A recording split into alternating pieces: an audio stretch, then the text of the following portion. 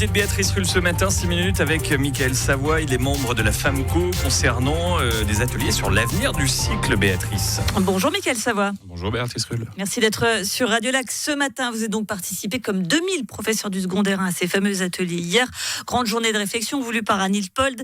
Anne Hiltpold qui était huée hier lors de sa prise de parole au cycle de l'Aubépine. Ambiance. Alors une conclusion visiblement difficile. Moi, j'étais pas présent dans la salle, dans l'aula du cycle de l'Aubépine, donc ce sera difficile pour moi de commenter ce qui s'est passé, comment ça s'est déroulé. Et puis je pense que c'est quand même dommage de retenir cela de cette journée, comme vous l'avez dit avant, d'une journée de travail, d'une journée d'échange entre pairs, entre collègues, des moments trop rares de discussion finalement sur nos pratiques enseignantes, sur la réalité du cycle d'orientation. Et je pense que c'est plutôt ça qu'il faut retenir de cette journée. Reste que c'est quand même plus qu'un symbole. Quand on eut sa conseillère d'État, ça veut dire quelque chose. Ça veut dire l'exaspération de, beaucoup de parenthèses, vos troupes. Oui, et puis aussi l'exaspération finalement d'une conseillère d'État qui s'adresse à un public en le traitant d'enfants, d'élèves, pire que des élèves, etc. Je pense qu'elle devrait avoir l'habitude, ou elle doit avoir l'habitude d'un Parlement qui est aussi très houleux. On avait vu ça sur les débats par rapport à l'école récemment, ou par rapport à CO22. Donc on avait vu des propos aussi assez outranciers. Là, j'ai pas l'impression que c'est ce qui s'est déroulé dans l'aula du cycle de l'Aubépine.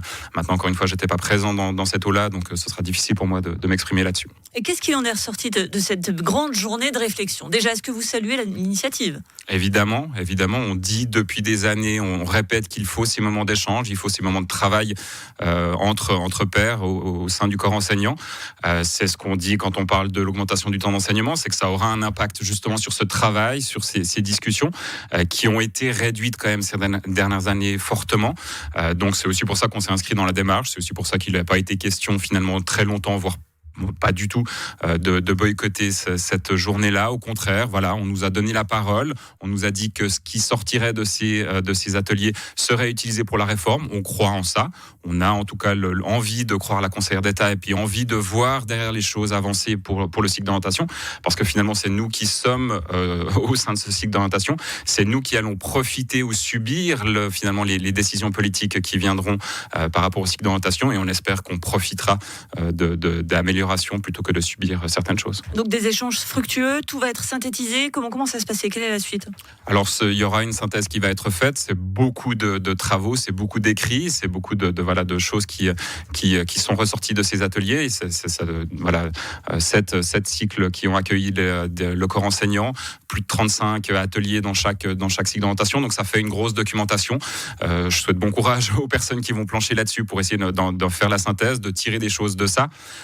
Mais voilà, et puis après il y aura une restitution qui sera faite auprès du corps enseignant pour continuer le travail, parce que c'était une étape importante, mais c'est en tout cas pas la fin du parcours. Il s'agit pas maintenant de se dire voilà, vous avez échangé sur vos pratiques et puis vous allez faire en sorte d'améliorer la chose demain, parce que il y a aussi besoin d'un changement de structure, et ça ce sera fondamental. Alors ces ateliers se tenaient en parallèle des négociations avec les fameuses 2 périodes d'enseignement supplémentaires portées par Anne Hiltpold. Ce sont ces 2 périodes qui avaient cristallisé les tensions les dernières avec cette fameuse grève au sein du cycle.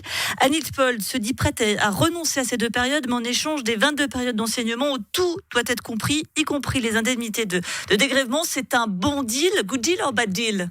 Alors ça, c'est le corps enseignant qui le décidera, c'est pas moi en tout cas. Ce qu'on voit, c'est que c'est toujours des mesures économiques. On voit toujours comment économiser, comment faire avec moins d'argent plutôt que comment faire mieux. La journée hier était aussi là pour faire en sorte de faire mieux, d'améliorer la situation, et c'est encore une fois cet angle-là qui nous importe le plus. On devrait se mettre autour de la table comme on l'a fait hier, on devrait réfléchir à faire mieux, et ensuite voir les moyens qui sont nécessaires par rapport à cette situation, par rapport à l'amélioration finalement du système. Si on voit que certaines choses ne sont pas efficaces, ne marchent pas, qu'on peut faire différemment en réinjectant ces sous-là, évidemment qu'on sera intéressé, parce que faire mieux c'est nécessaire, on doit toujours chercher à faire mieux, mais encore une fois l'angle d'attaque qui est celui depuis de nombreuses années, c'est quand même toujours de chercher à économiser avant même de chercher à mesurer les conséquences, avant même de chercher à regarder les conséquences pédagogiques, le relationnel avec les parents, etc., tout ce qui est fait, tout ce qui finalement est constitutif de l'école. Non, on dit simplement vous vous allez faire avec un petit peu moins d'argent, et puis vous allez vous débrouiller pour faire aussi bien, voire mieux avec moins d'argent, alors qu'encore une fois, l'angle d'attaque doit être de faire mieux et ensuite de regarder ce qui est nécessaire pour faire mieux. 7 millions d'économies, c'est ce que souhaite faire le DIP avec la suppression de la prime accordée au maître, des déplacements, des formations en dehors des heures de classe ou encore de payer les cours d'appui au cachet. Là aussi, on va dire, vous êtes modérément enthousiaste par ces propositions ? Oui, je pense que voilà, il n'y a pas de mystère par rapport à ça, puisque c'est encore une fois une hausse déguisée du temps d'enseignement, puisqu'on va moins rémunérer, moins rétribuer toutes ces tâches qui sont considérées comme des tâches annexes. On dit que c'est pas de l'enseignement, les cours d'appui, etc. Ça nous inquiète quand même un tout petit peu, cette posture-là. Mais du coup, quelqu'un qui a aujourd'hui un temps plein avec ces quelques petits dégrèvements qui peuvent exister à côté, va devoir prendre une classe d'enseignement de plus pour avoir son poste complété et fera ensuite en plus ces tâches-là qui sont nécessaires, ces cours d'appui, ces surveillances, etc. Et donc finalement augmentera sa charge au quotidien, alors même qu'on dit que la charge est très importante, trop importante parfois. Et donc il faudra bien raboter à un moment donné sur quelque chose, sur des prestations, sur des choses qui sont apportées aux parents, sur les contacts, etc. Et ça évidemment ça nous inquiète, ça évidemment on a de la peine à rentrer dans cette démarche, parce qu'au contraire, et c'est aussi ce qui a été dit hier par les experts qui ont été invités par le département, c'est qu'il faut du temps, il faut des moyens pour accompagner le corps enseignant, il faut du temps pour permettre justement cette préparation de cours, cet échange entre pairs, ces discussions avec les parents, etc. C'est fondamental et au contraire, il faudrait renforcer ces temps-là plutôt que de les attaquer. Et aujourd'hui, on voit qu'ils sont attaqués. Il y a un an, le cycle d'orientation était en grève. Est-ce qu'une grève est aujourd'hui encore envisageable ?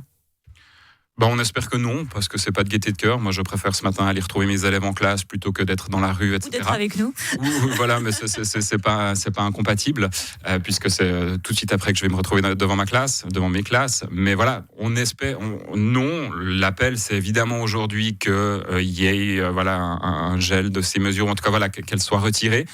Qu'elle soit retirée le temps de mener à bien la réforme, qu'on puisse travailler sur l'avenir du cycle d'orientation sereinement. Et encore une fois, et c'est ce qu'on disait déjà il y a une année, c'est que travailler, réfléchir à l'avenir du cycle d'orientation avec ces épées de Damoclès au-dessus de la tête, ça amène pas un climat serein. Et c'est peut-être aussi ce qui s'est déclenché hier au cycle de l'Aubépine. Merci beaucoup Mickaël Savoie, membre de la FAMCO, d'avoir été sur Radio Lac ce matin.